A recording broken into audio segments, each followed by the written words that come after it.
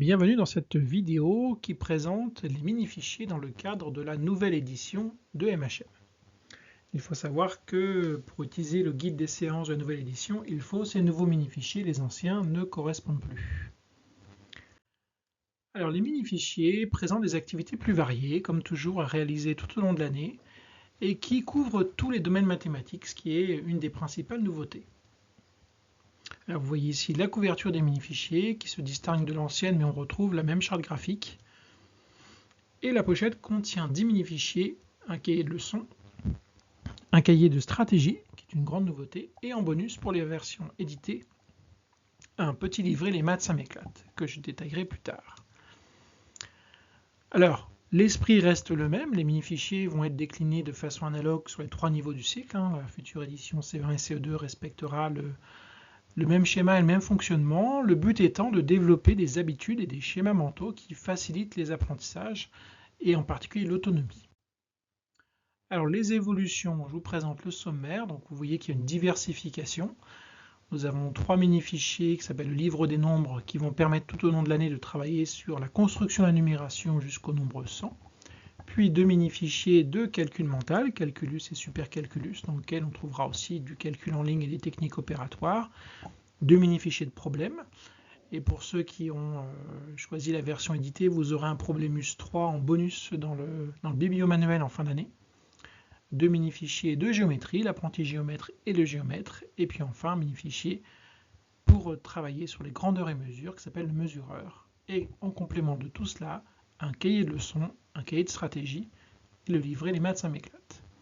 Au total, vous le verrez, il y a une augmentation du volume, c'est-à-dire on gagne plus de 40 pages par rapport à l'ancienne édition.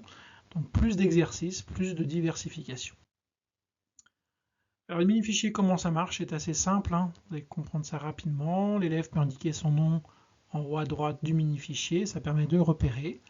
Donc c'est en général la première tâche qu'on fait. On voit apparaître les compétences qui n'étaient pas présentes antérieurement et qu'on a ajoutées. Elles sont formulées pour être lues par les élèves. C'est j'apprends à, ou j'apprends à faire ceci, à faire cela. Elles sont rappelées systématiquement. Les premiers exercices sont vus en classe. Puis le mini-fichier est terminé en autonomie, au rythme de l'élève. Lorsque l'exercice est terminé, l'élève ou l'enseignant colorie la case correspondante ou tout autre code que vous souhaitez mettre en place. Ça peut être colorié d'une certaine couleur pour indiquer que ça a été fait, une couleur pour indiquer que ça a été réussi, une couleur pour indiquer une difficulté. On peut aussi choisir simplement de barrer la case ou de mettre un tic à côté de la case. C'est un choix que vous déterminez au sein de la classe. Et puis en dessous, des vidéos de savoir-faire sont disponibles en flashant les QR codes. Donc ces vidéos sont accessibles uniquement dans le bibliomanuel, le BBM, et je vous invite à les consulter avant de les présenter aux élèves. Elles sont toujours très rapides et très fonctionnelles. Et puis voilà, autonomie avec contrainte, j'ai marqué, on reverra ça juste après.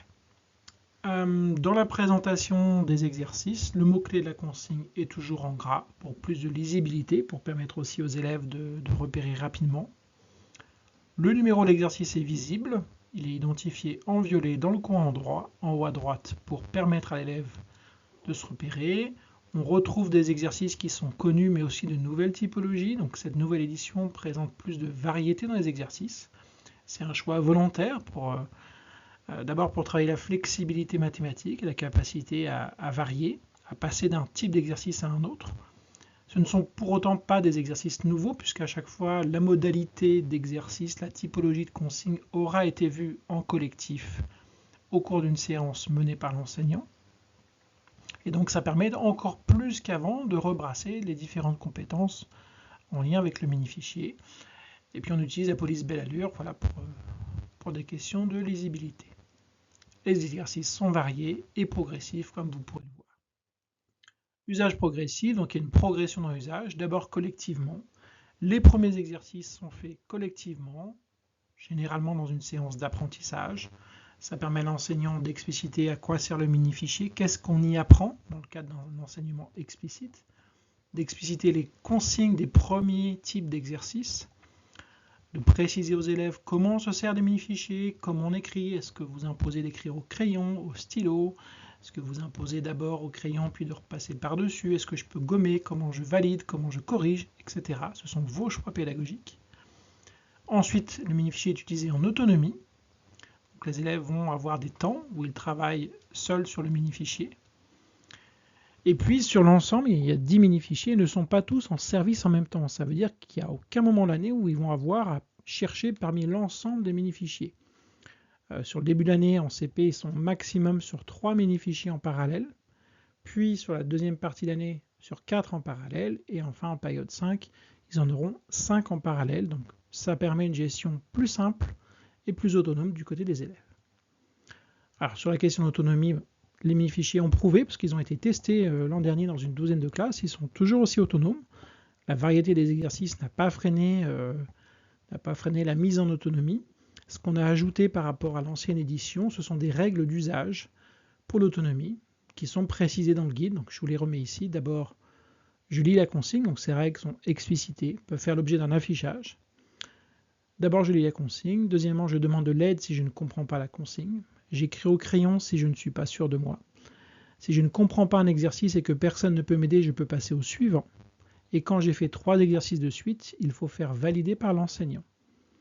Ça empêchera ce qui existait parfois dans l'ancienne édition des élèves qui finissent un mini-fichier en une demi-heure en enchaînant les exercices, parfois n'importe comment d'ailleurs.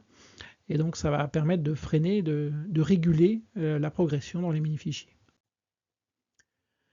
Quelques exemples. Alors le livre des nombres, voilà, vous l'avez déjà vu tout à l'heure. On retrouve dès le début de l'année la typologie des fleurs numériques puisqu'elle était très appréciée. Il était demandé de la mettre plus tôt dans l'année, donc on la retrouve plus tôt dans l'année sur les premiers nombres. Le travail sur les décompositions pour réactiver ce qui a été appris en grande section. D'autres typologies d'exercices, des choses qui s'appuient sur du matériel de numération. Ça permet aux élèves de manipuler au besoin en même temps qu'ils complètent le mini-fichier. Ou là, dans l'exemple de l'exercice 22, un exercice extrêmement classique qu'on pourrait retrouver dans n'importe quel ouvrage de mathématiques de comparaison. Dans le livre des nombres 2, donc quand on commence à aborder les nombres de 30 jusqu'à 60, la fleur des nombres évolue avec plus de représentations et des choses plus précises. Un exemple sur le calculus, des exercices qui sont parfois rapides et c'est volontaire, c'est de l'entraînement. On a besoin de réactiver aussi par le quantitatif autant que par le qualitatif. On retrouve des exercices types qui reviennent souvent comme le billard, qui était bien connu. Et puis des exercices de stratégie, où on utilise les stratégies apprises en classe, là avec du calcul sur la droite numérique. Et des entraînements, 10 calculs de soustraction, soustraire un petit nombre ou soustraire un nombre qui est proche. Il y a aussi 2 mini-fichiers de problèmes. Alors je rappelle que les mini-fichiers de problèmes ne représentent pas du tout l'intégralité du travail mené en résolution de problèmes sur l'année. Ce n'est qu'un support de la résolution de problèmes qui fera l'objet d'une vidéo spécifique.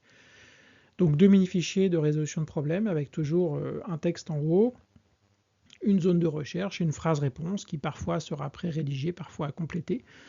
Il y aura dans certains problèmes aussi une représentation partielle pour aider les élèves.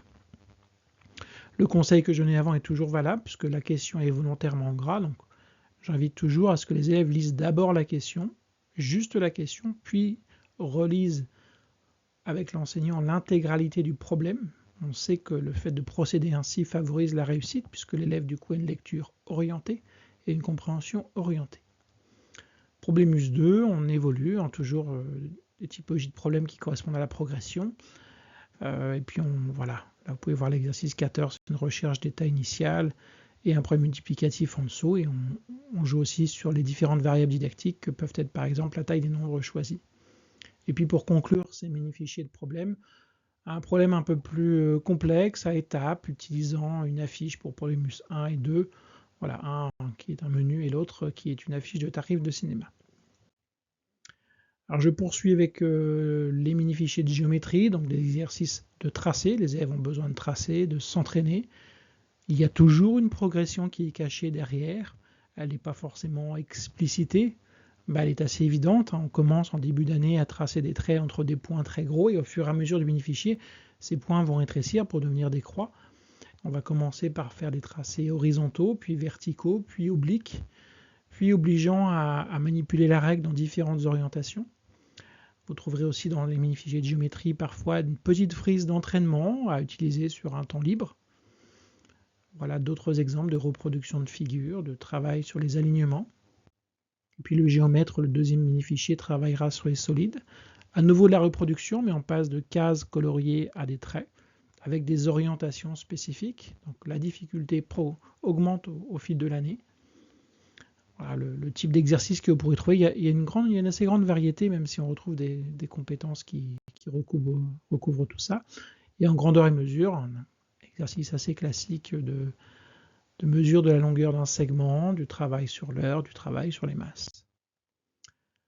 Le mini-fichier, les maths ça m'éclate, est un mini-fichier à utiliser complètement en parallèle, en complément de la méthode. C'est un mini-fichier ludique qui propose des problèmes assez ouverts que les élèves peuvent résoudre seuls ou à plusieurs, dans l'ordre ou dans le désordre. On va retrouver des sudoku, ils auront appris en classe comment on complète un sudoku, des problèmes ouverts de géométrie, de numération, vous voyez quelques exemples ici, de suite logique où il faut trouver la logique de la suite. Ça, ils vont le pratiquer au cours de l'année en rituel et là, ils pourront le réinvestir sur des choses un petit peu différentes. Tout cela dans le but de renforcer le plaisir des mathématiques, de travailler aussi sur la flexibilité, cette capacité à trouver des solutions différentes face à des problèmes. Le cahier de leçons et son sommaire, donc une vingtaine de leçons. La plupart des leçons sont accompagnées d'une vidéo. On a fait créer des vidéos spécialement pour le cahier de leçons. Pour différentes raisons, on a laissé un peu de côté les vidéos de Canopé. Donc là, on a des vidéos qui sont plus courtes, qui sont plus explicites sur les choix, le vocabulaire et qui collent parfaitement à la leçon. Deux exemples, la leçon 3 sur l'addition, la leçon 8 sur les compléments à Nice. Donc des leçons qui sont vues en classe, qui sont lues et explicitées en classe. Et puis des leçons qui sont accompagnées de fiches pour les parents ou les adultes pour faire les devoirs à la maison. Donc il y a à chaque fois une fiche pour expliquer comment j'apprends ma leçon et une fiche pour expliquer comment je revois ma leçon. Ce sont deux choses différentes. Et puis il est écrit parfois, là comme c'est le cas dans la leçon 8, qu'il faut connaître par cœur certains résultats. Donc cette exigence, cette rigueur que nous continuons d'imposer dans la méthode sur certaines choses qu'il faut connaître par cœur, comme j'en parle dans l'introduction du guide.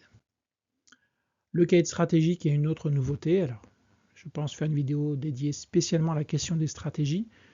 Voilà, juste un simple exemple. Le sommaire, il y a 5 stratégies en résolution de problèmes correspondant à 5 typologies de problèmes.